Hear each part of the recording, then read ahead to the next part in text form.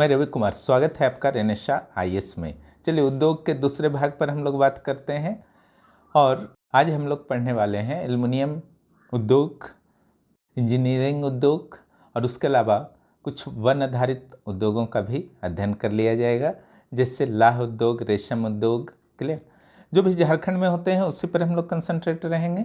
जो भी चैनल पर नए हैं जरूर सब्सक्राइब कीजिए और दोस्तों को भी इस चैनल के बारे में बताइए। चलिए एल्युमिनियम उद्योग के बारे में हम लोग बात करते हैं। देखिए, मैं पहले ही बता चुका हूं कि एल्युमिनियम जो है बहुउपयोगी एक धातु है और तांबा से अधिक सस्ते होने के कारण इसका विद्युत उद्योग में जो है बहुत ज़्यादा प्रयोग होता है। दूसरा जो है इसका खासियत है कि इसमें जंग नहीं लगता है एल्युमिनियम में, और कई अन्य धातु के साथ यह मिलकर मिश्रण धातु का भी निर्माण करता है। यह साइंस का चीज़ है। और इसकी एक और गुण है कि यह हल्का होता है, जिसके कारण इसका प्रयोग रेल के डब्बे, वायुयान, पानी जहाज इत्यादि बनाने में भी प्रयोग किया जाता है एल्युमिनियम का। ठीक है। इसके अलावा जो एक प्रमुख गुण इसका है कि यह ताप विद्युत का सुचालक है, यानी कि ताप का भी सुचालक है और विद्युत का भी सुचालक है। यही कारण है कि विद्युत उद्योग का जो है यह रीढ़ बन चुका है। एल्युमिनियम से एक छोटे चम्मच से लेकर के वायुयान या उपग्रह तक बनाए जा सकते हैं। बॉक्साइट से एल्युमिनियम तैयार करने के लिए कई चरणों से गुजरना पड़ता है, जिसमें पहला चरण का वर्क ही झारखंड में होता है, दूसरा चरण का वर्क झारखंड में नहीं होता है। पहले चरण को कहा जाता है परिशोधन का कार्य और दूसरे चरण को कहा जाता है सांद्रण का कार्य। पहले चरण में बॉक्साइट से एल्यूमिना पाउडर तैयार किया जाता है और दूसरे चरण में एल्यूमिना पाउडर से एल्युमिनियम तैयार किया जाता है। और मैं बता ही चुका हूं कि एल्यूमिना पाउडर से जब एल्युमिनियम का निर्माण किया जाता है तो इसे सांद्रण की प्रक्रिया कहा जाता है। एल्युमिनियम उद्योग का विकास झारखंड में किस तरह से हुआ उसको जान लीजिए।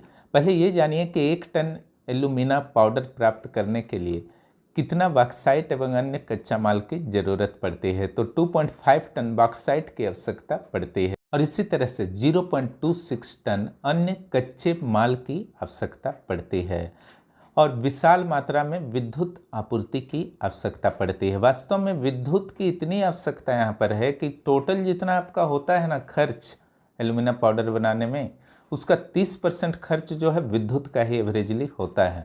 झारखंड में 1937 में Indian aluminium company limited Indal, ठीक है, ये हिंडाल्को का अनुषंगी इकाई है, इंडाल के द्वारा मुरी नामक स्थान पर एल्युमिना पाउडर तैयार करने की एक इंडस्ट्री स्थापित की गई थी 1937 में। ये आता है आपका एग्जाम में, ध्यान रखिएगा, जेपीएससी जेएसएससी के लिए इंपॉर्टेंट है। मुरी में एल्युमिना पाउडर प्लांट की वार्षिक क्षमता 70 से 80 हजार टन तक की है। एल्युमिना पाउडर तैयार करने के बाद इस पाउडर को केरल के अलवाय और उड़ीसा के हीराकुंड में भेजा जाता है। क्लियर? ध्यान रखिएगा। और यहाँ का बॉक्साइट जो है कुछ मात्रा में रेणुकूट भेजा जाता है उत्तर प्रदेश में, वहाँ भी एल्युमिना पाउडर बनता है।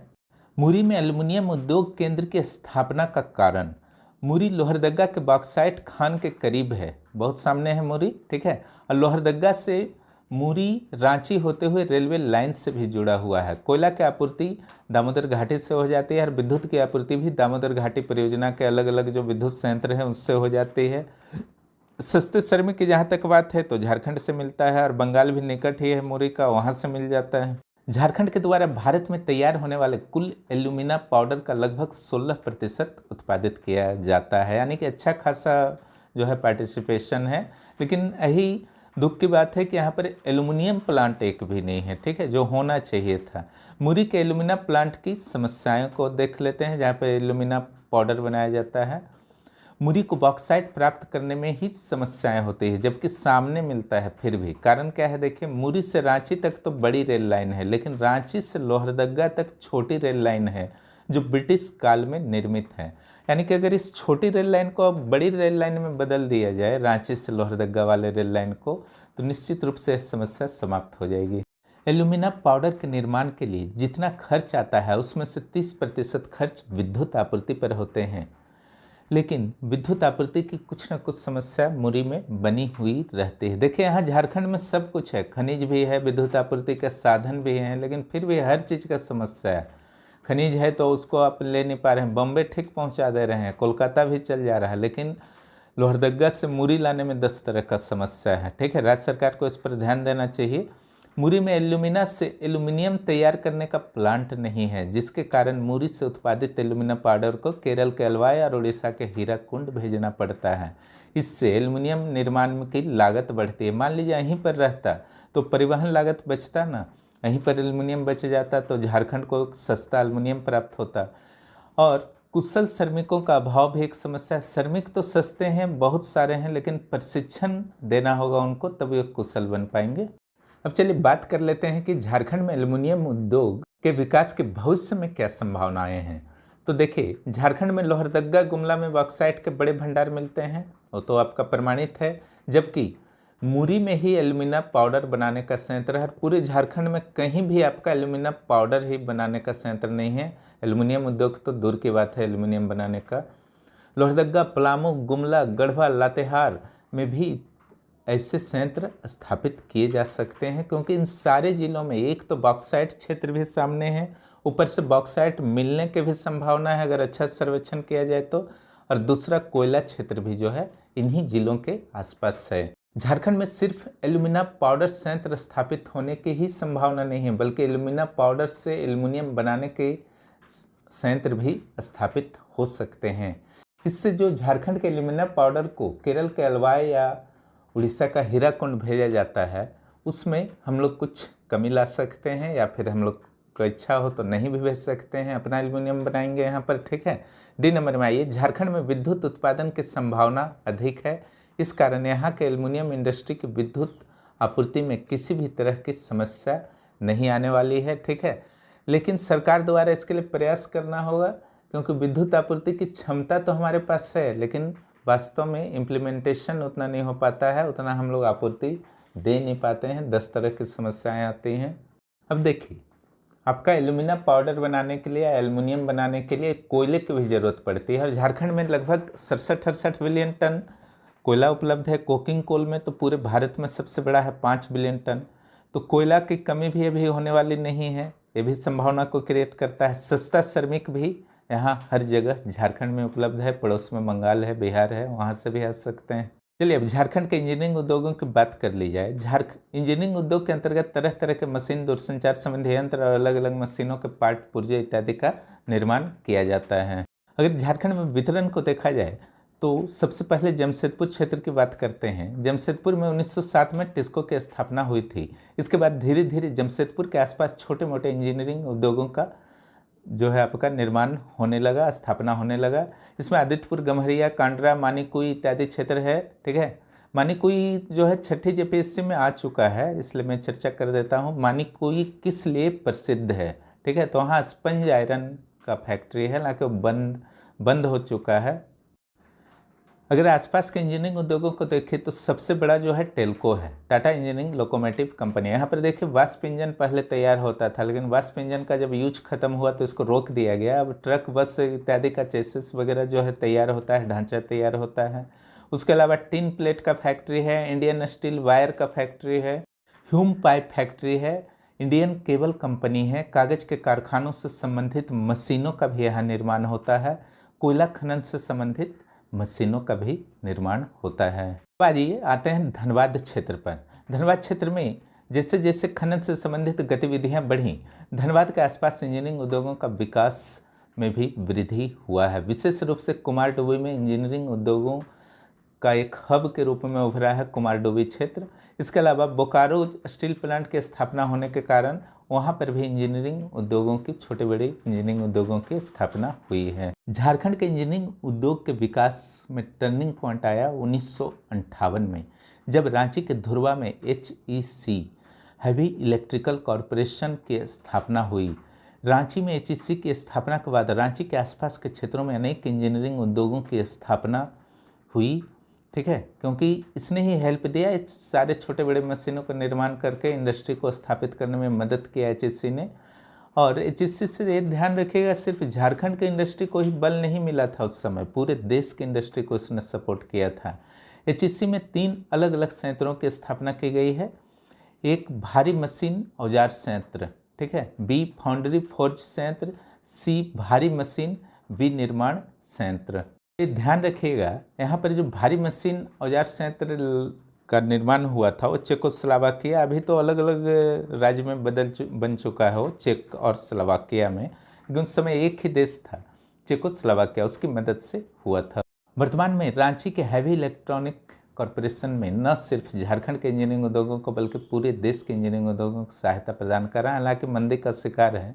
रांची के आसपास के इंजीनियरिंग उद्योगों की अगर बात की जाए तो Shri Ram ball bearing Ratu road में, black wire rope factory Tata silver में, भारत वेस्टफेलिया लिमिटेड नामकुम में, Garden Reach ship builders Dhurwa में, ये कोलकाता से संबंधित है, वहाँ पर भी गॉर्डन रिच शिप बिल्डर्स है, उसी को हेल्प करता है धुरवा। अब चलिए झारखंड में इंजीनियरिंग उद्योग के संभावनाओं पर हम लोग कुछ बात कर लेते हैं। इंजीनियरिंग उद्योग के लिए पर्याप्त मात्रा में धातुओं की आवश्यकता होती है जो झारखंड में उपलब्ध है। झारखंड में विद्युत आपूर्ति की कोई कमी नहीं होगी अगर इसके संभावनाओं का पूर्ण प्रयोग सरकार के द्वारा किया जाए। यातायात के मामले में जमशेदपुर हो या बोकारो हो या धनबाद हो या रांची हो, ठीक है, पूरे देश से जुड़े हुए हैं, रेल लाइन के माध्यम से, सड़क के माध्यम से। लेकिन कुछ समस्याएं भी, जैसे तकनीकी ज्ञान और कुशल श्रमिकों का अभाव जो है झारखंड में एक समस्या बना हुआ है।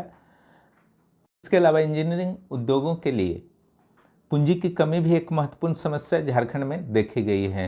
चलिए, अब हो गया ये आपका इंजीनियरिंग उद्योग। अब हम लोग झारखंड के लाख उद्योग पर बात करते हैं। वन आधारित उद्योग है। लाख का उत्पादन लाख के कीड़े के द्वारा उत्पन्न किए गए चिपचिपे पदार्थ से होता है। इसके लिए आवश्यक दशाएं हैं, यानी कि अक्षांश जो कर्क रेखा के आसपास की स्थिति होनी चाहिए, उष्णकटिबंधीय प्रदेश होना चाहिए और समुद्र तल से लगभग 300 मीटर की ऊंचाई होनी चाहिए और दोनों ही स्थितियां झारखंड में अच्छी तरह से प्राप्त हैं।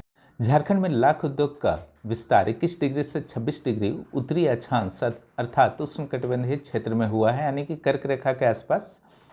झारखंड लाख उत्पादन की दृष्टि से पूरे विश्व में प्रसिद्ध है। सिर्फ भारत में नहीं प्रसिद्ध है, पूरे विश्व में प्रसिद्ध है। झारखंड में पूरे देश के लाख उत्पादन का 68% उत्पादन होता है। झारखंड का खूंटी जिला लाख के उत्पादन में सर्वोच्च स्थान पर है। इसके अलावा रांची, पश्चिम सिंहभूम, पलामू, गढ़वा, लातेहार इत्यादि में भी पर्याप्त मात्रा में लाख का उत्पादन होता है। लाख उत्पादन के लिए महत्वपूर्ण वृक्ष इसमें शामिल हैं पलास, कुसुम, बैर, शिरीष, बरगद, शीशम, पीपल, गुल्लर इत्यादि। ये सभी वृक्ष जो हैं झारखंड में मिलते हैं।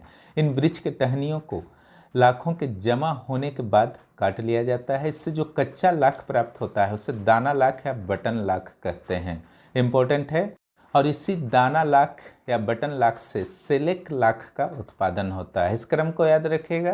पहले सिंपल जो टहनी को सुखाया गया, उसके बाद दाना या आपका बटन लाख कहा गया, फिर दाना या बटन लाख से आपका सेलेक लाख का उत्पादन होता है। झारखंड में कुल 4 प्रकार के लाख प्राप्त होते हैं। 1 number Baisakhi, 2 number Kartiki, 3 number Jethvi और 4 नंबर अगहनी। झारखंड में 85% लाख बैसाखी और कार्तिक महीने में होता है, यानी कि बैसाखी लाख और कार्तिकी लाख जो है 85% है, बाकी 15%।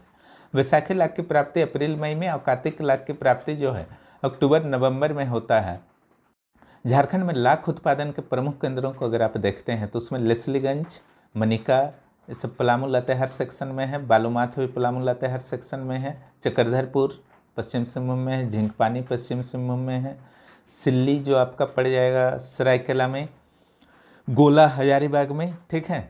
इसके अलावा गालूडीह इत्यादि में जो है आपके लाख के उत्पादन मुख्य रूप से होते हैं। अब चलिए लाख के कुछ प्रयोग को देख लीजिए। लाख विद्युत का कुचालक है और अल्कोहल को छोड़कर किसी भी द्रव्य में, लिक्विड में नहीं घुलता है। इस कारण इसके कई प्रयोग अपने आप उत्पन्न हो जाते हैं, जैसे वर्निश, पेंट, पॉलिश इत्यादि बनाने में लाख का यूज होता है। चूड़ियाँ, खिलौना इत्यादि बनाने में भी इसका यूज होता है। चमड़ा को रंगने वाले पदार्थों को बनाने में इसका यूज होता है। बिजली रोधक कपड़ा बनाने में भी लाख का प्रयोग होता है। आतिशबाजी इत्यादि के लिए भी इसका प्रयोग होता है। मोम के रंगीन पेंसिल को बनाने में इसका प्रयोग होता है। इस तरीके से बहुत सारे प्रयोग हैं लाख। अब आइए झारखंड में लाख उद्योग की क्या क्या समस्याएं हैं। तो पहला तो ये जान लीजिए कि 90% लाख जो है झारखंड का निर्यात कर दिया जाता है। एक बहुत बड़ा समस्या यह है क्योंकि यहाँ पर हम लोग यूज नहीं कर पाते हैं। झारखंड में लाख के कई विकल्प आ चुके हैं जिसके कारण इसकी मांग घटी है। जो इसका यूज होता है लाख का, उन सभी वस्तुओं का निर्माण जो है किसी अन्य चीज़ों से भी आप कर सकते हैं। तो फिर लाख को कोई नहीं चाहता है लेना। लाख के प्रसंस्करण हेतु झारखंड में अधिकांश छोटे छोटे उद्योग हैं। इसके अलावा इसका उत्पादन पारंपरिक विधि से होता है, जिसके कारण उत्पादन और उत्पादकता दोनों घट जाते हैं। यानी कि बड़े उद्योगों की स्थापना होनी चाहिए और आधुनिक विधि से उत्पादन जरूरी है। लोगों में लाख के उपयोग के प्रति जागरूकता का भाव है कि क्या आखिर इसका यूज क्या है, आप भी सोचते होंगे अक्सर, ठीक है। कुशल श्रमिकों का अभाव तो बना ही रहता है झारखंड में। शोध और विकास के लिए अगर देखा जाए तो 1925 में रांची के नामकुम में भारतीय लाख अनुसंधान केंद्र की स्थापना कर दी गई है, काफ़ी पहले, 100 वर्ष पहले करीब। भाई झारखंड में रेशम उद्योग, रेशम का उत्पादन के कई चरण होते हैं। पहले रेशम के कीड़ों का पालन होता है, फिर इसे कोकून या कोया का उत्पादन किया जाता है रेशम के कीड़ों से, फिर इन कोकून से धागों का उत्पादन होता है और इन धागों से ही वस्त्र और अन्य कपड़ों का निर्माण होता है। भारत में रेशम के कुल 4 प्रकार पाए जाते हैं: सतूती रेशम, इरी रेशम, मूंगा रेशम और तसर रेशम। झारखंड में मुख्य रूप से तसर रेशम का उत्पादन होता है, ठीक है। यह पूरे भारत के कुल तसर रेशम के उत्पादन का 60% तसर रेशम का उत्पादन झारखंड में ही होता है। झारखंड में रेशम उद्योग के विकास की क्या संभावनाएं हैं? झारखंड में 29% से अधिक भूमि पर वनों का विस्तार मिलता है। इन वनों में साल और अर्जुन जैसे वृक्ष मिलते हैं। इन वृक्षों के माध्यम से तसर रेशम के कीड़ों का पालन किया जाता है। लाख उद्योग में रोजगार के अवसर भी अत्यधिक हैं, इसके लिए भी प्रोत्साहित किया जा सकता है ग्रामीणों को। कृषि के फसल की तुलना में लाख उद्योग में अधिक लाभ हैं। इसका उत्पादन सूखाग्रस्त क्षेत्रों में भी संभव है, सबसे बड़ी चीज़ है, ठीक है। झारखंड के मिडिल और नॉर्थ पार्ट जो है सूखाग्रस्त है। लाख के माध्यम से वर्ष भर नियमित आय की प्राप्ति हो सकती है। तो ये थे आपके झारखंड के छोटे बड़े उद्योग, जिससे आपके प्रश्न जेपीएससी प्रारंभिक परीक्षा में बन सकते हैं, क्योंकि मुख्य परीक्षा में जो है लौह इस्पात और सीमेंट उद्योग ही है। हालांकि एल्युमिनियम और रेशम, लाह इत्यादि को भी कर लीजिएगा। और एक जो पढ़ाया गया है आपको आज, इंजीनियरिंग उद्योग, ठीक है। क्योंकि अगर औद्योगिक संकुल आ जाते हैं, इंडस्ट्रियल बेल्ट आ जाते हैं झारखंड के, तो ये सारे नॉलेज जो हैं आपको काम देंगे। इसलिए सारे को अच्छी तरह से कर लीजिएगा। प्रारंभिक और मुख्य दोनों परीक्षा के टेंशन जो है समाप्त हो जाएंगे। इसके बाद एक टॉपिक और बचे हुए हैं, उसके बाद झारखंड के भूगोल समाप्त हो जाएंगे।